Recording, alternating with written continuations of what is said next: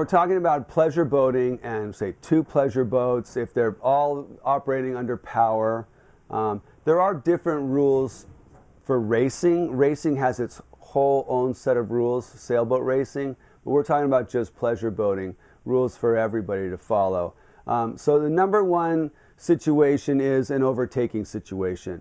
And like I've said already, the vessel being overtaken is the stand-on vessel. The vessel that's doing the overtaking is the vessel that is going to give way.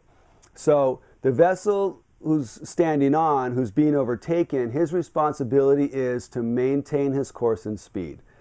The responsibility of the vessel who's doing the overtaking is to avoid hitting the vessel while he overtakes. The next situation is a head-on situation.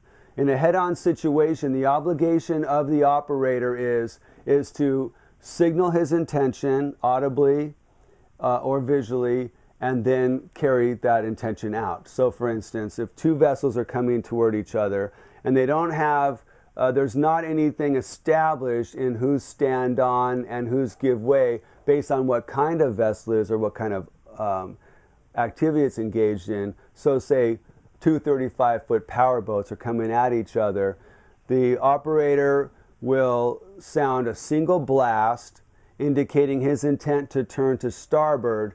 The other operator's obligation at that point is to also respond with a single blast and also turn to starboard.